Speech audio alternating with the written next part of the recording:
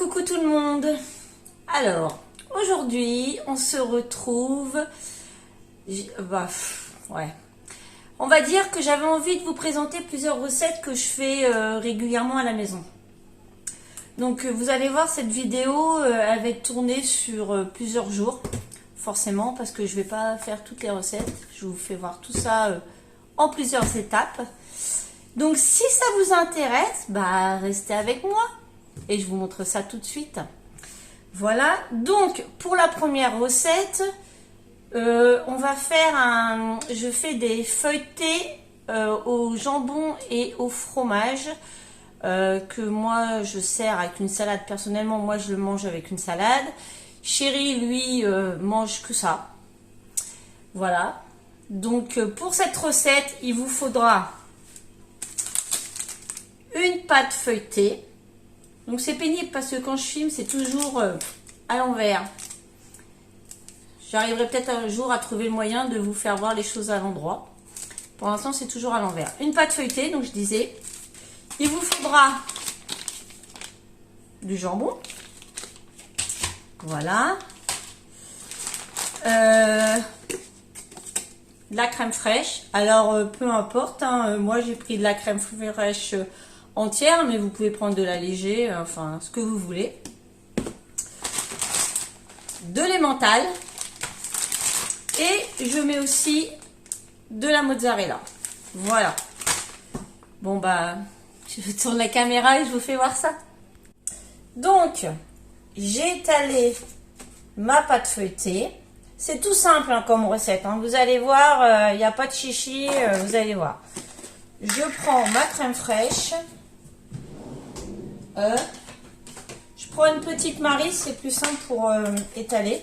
Ou d'une cuillère aussi, moi je le fais souvent à la maryse. Voilà.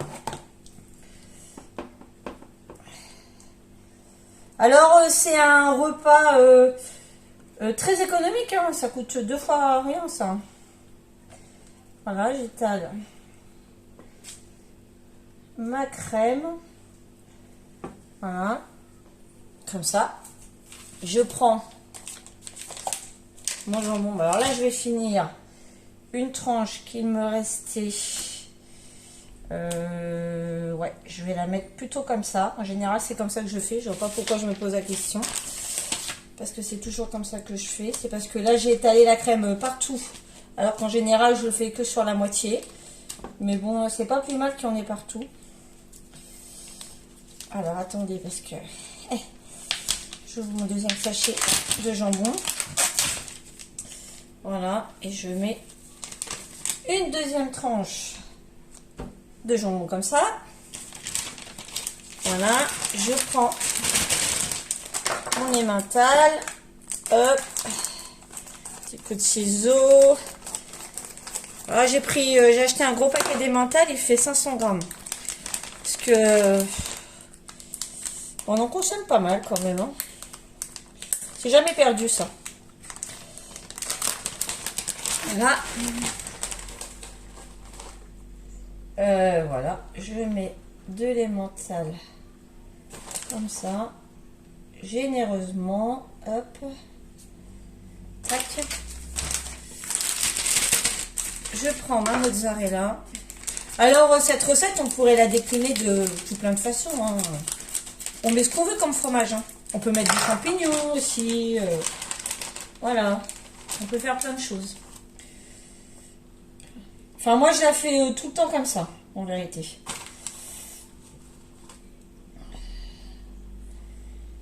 Mais c'est vrai qu'on pourrait mettre des champignons. On pourrait mettre de l'œuf aussi. On ferait un peu comme les crêpes complètes. Et là, voilà, je vais faire ça comme ça. Je rabats. Tout simplement. Voilà. Et là, je vais bien souder. Alors, il faut bien souder parce que pour éviter que la crème fraîche, elle se fasse la malle. Voilà.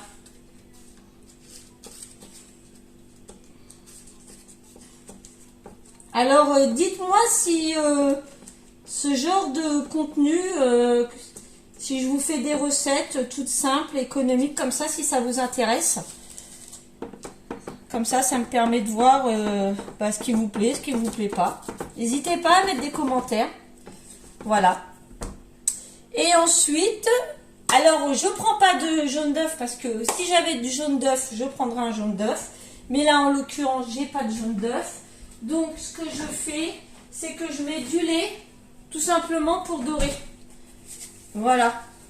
J'aurais un jaune d'œuf, je l'aurais fait au jaune d'œuf. Mais là, comme j'en ai pas, on va faire autrement. Je prends un tout petit peu de lait que je mets dans un gobelet. Voilà. Je prends ça, vous savez, un petit pinceau comme ça. C'est un pinceau spécial pour la cuisine. Et voilà, ça va permettre de... Ça, c'est pareil, hein, c'est économique. Hein. Ça évite d'utiliser un œuf quand vous n'en avez pas. Hein. C'est clair. Hein. Voilà. Et il n'y aura plus qu'à enfourner. Je vais enfourner. Bon, j'ai pas allumé mon four, mais je vais l'allumer. Voilà, je vais enfourner. Voilà. Après cuisson, ce que ça donne. Voilà, on voit bien le jambon, la crème, tout ça. Vous mangez ça avec une petite salade. Un vrai délice. Allez. Maintenant, pour la deuxième recette, je vais vous faire un poulet, des tagliatelles au poulet. J'aurais aimé les faire avec des champignons, mais je n'ai pas de champignons. Donc, ce sera juste, je regarde, ce sera juste des tagliatelles au poulet. Voilà, alors pour ça, des tagliatelles. Je sors mes blancs de poulet que j'ai sortis hier du congèle. Je prends ma petite planche à découper qui est là. Voilà. Je vais découper. Elle est un peu usée. Hein. Je l'avais pas eu cher, hein, cette planche à découper. Je l'avais achetée chez Jiffy. Et je prends un gros couteau. Je l'avais achetée chez Jiffy, mais elle me dépanne bien. Alors, j'en rachète une autre d'ailleurs. Je prends mon poulet. Je le coupe en petits morceaux. Mais je ne sais pas si je vous ai déjà partagé cette recette. Je ne sais plus. Enfin, je vous la repartage. Je coupe mon petit poulet en morceaux. Bon, là, j'en fais... je fais 2 blancs de poulet. Je mets dans une assiette. Ils sont que 3 à manger ce midi. Mon chéri, les 2 enfants. Donc, en général, ça leur suffit. Niveau quantité, ça fait à peu près 300 grammes de poulet en tout, quoi. Moi, je me fie à peu près à 100-110 grammes de poulet par personne. En général, de viande, en général, par personne. Ça leur va bien. Donc, voilà. Je prends ça, ça va aller à la poubelle. Mon deuxième blanc de poulet. Là. Tac.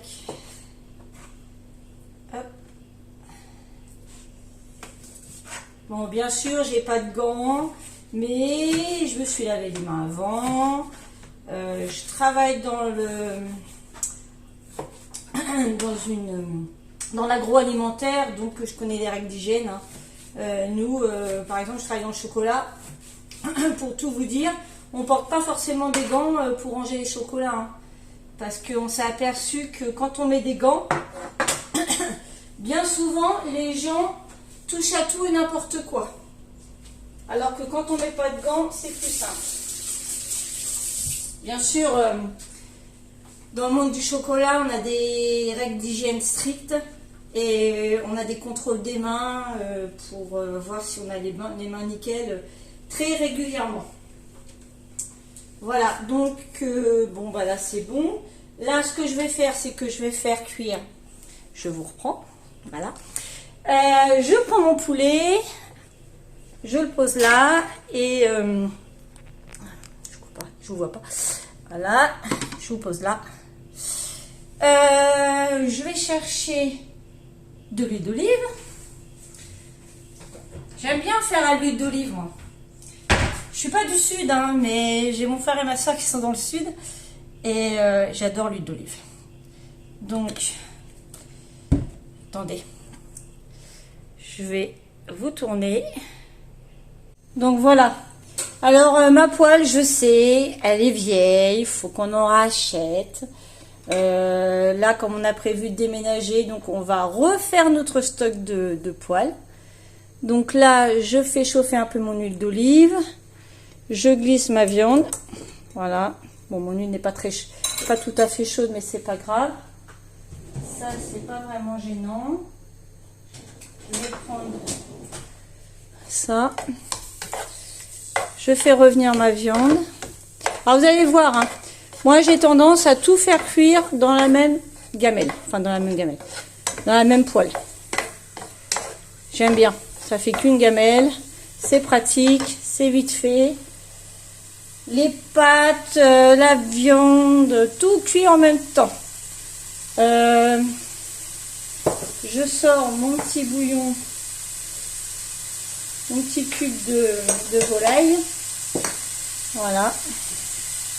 Je fais cuire. Voilà.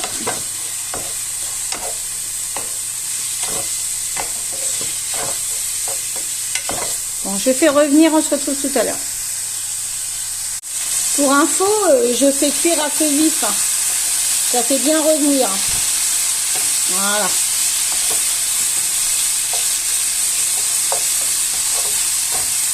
Donc une fois que la viande est bien revenue, je prends de l'eau, je prends mon petit verre de verre. Oh oui, en vrai, bon. Il ferme le garage, mais sécurité et tout. Ah. Et je mets, voilà, je mets une petite aparté avec les enfants.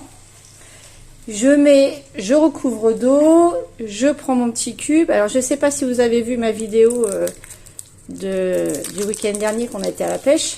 J'ai fait exactement la même chose, sauf que j'ai fait pareil avec des boulettes de bœuf. Bon, j'avais pas de crème fraîche parce qu'à la fin on rajoute de la crème fraîche. Donc voilà, j'émiette un petit peu pour aider à dissoudre.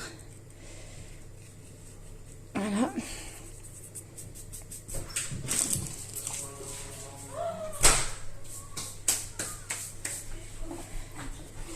Je mélange. Et là, je vais intégrer mes pâtes.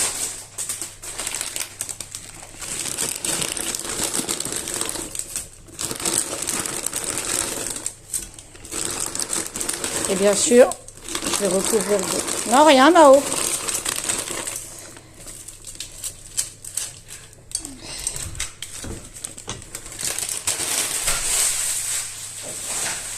Donc là, bien sûr, je remets de l'eau pour bien que ce soit couvert. Et je mettrai un couvercle. Voilà. Donc là, je baisse mon feu par contre. Là, on n'est plus à feu vif, on est à feu doux. Voilà. Alors, je vais remettre encore un peu d'eau. Le but, c'est de recouvrir maximum les pâtes.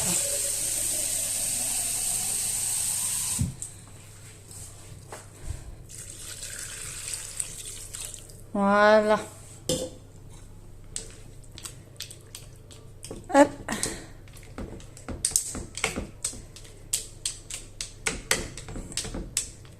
Je vais mettre un petit couvercle.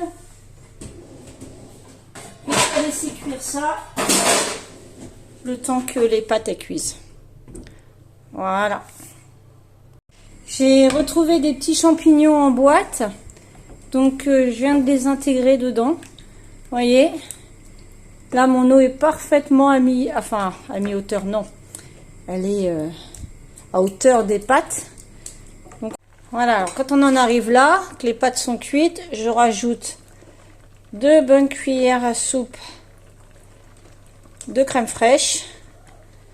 Voilà, un petit peu encore, voilà. Hop. Là. On mélange. Et on laisse mijoter jusqu'à ce qu'elle devienne bien crémeuse. Voilà. Je vais vous faire voir le résultat une fois cuit. Voilà, une fois cuit, ce que ça donne. C'est tout crémeux. Un vrai régal. Alors, bien sûr, moi je mets pas d'oignon, mais vous pouvez en rajouter. Je rajoute pas de sel parce que j'ai mis un cube de volaille et pas de poivre parce que les garçons n'aiment pas ça. Donc c'est vraiment très très simple. Voilà.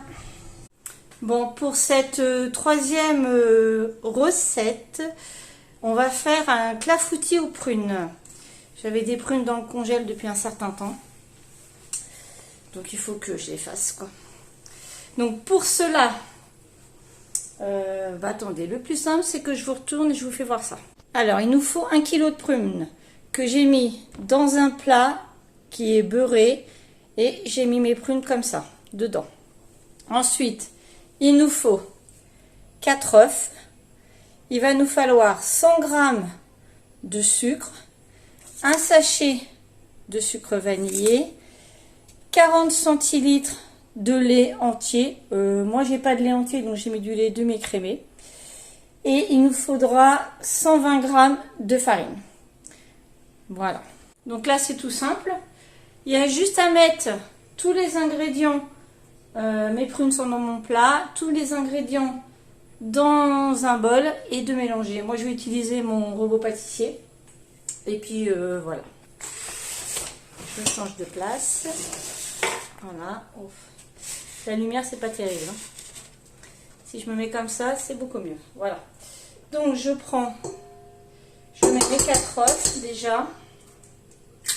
Voilà.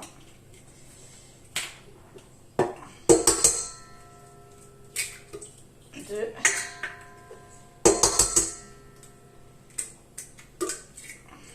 Trois. Et 4. Alors, je mets mes œufs avec mon sucre. On a dit qu'il me fallait 100 g de sucre. On va balancer là. Alors, ça, je pousse ça. 100 g de sucre, donc il me faut une cuillère. Voilà.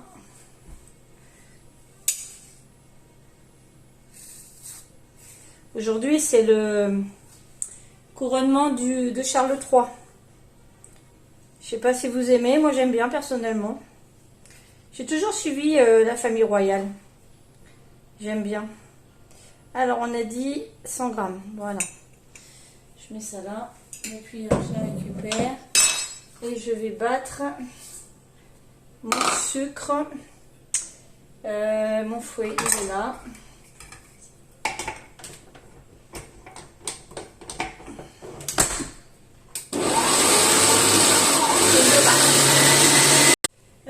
Je vais rajouter mon sucre vanillé en même temps.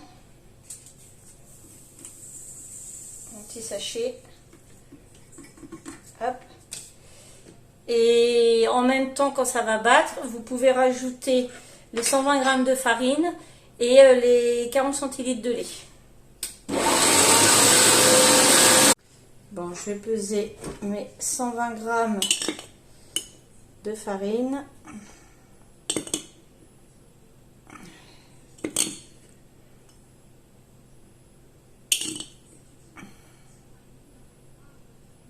C'est 120. Voilà, alors je mets mes 120 g de farine et j'ajoute mes 40 centilitres de lait. Alors cette recette, c'est la première fois que je la fais. J'ai jamais fait. Clafoutis, oui, je fais régulièrement. Allez, c'est parti. Bon, voilà, mes œufs, ma farine, mon sucre, tout ça c'est mélangé. Je remets un petit coup et je verse. Alors, attendez, je vais mettre ça dans l'évier. Et je verse ma préparation sur mes prunes. Au préalable, j'ai fait préchauffer mon four à 180 degrés. Voilà. Et ça va cuire pendant 40 minutes. Bon bah voilà. On se retrouve tout à l'heure pour le résultat. Bon bah voilà. Je vous ai montré mes 3 recettes. J'espère que cette petite vidéo vous aura plu. Si vous n'êtes pas abonné, bah abonnez-vous à ma chaîne, ça me fera super plaisir. Et puis bah, je vous dis à plus tard pour une nouvelle vidéo. Bisous!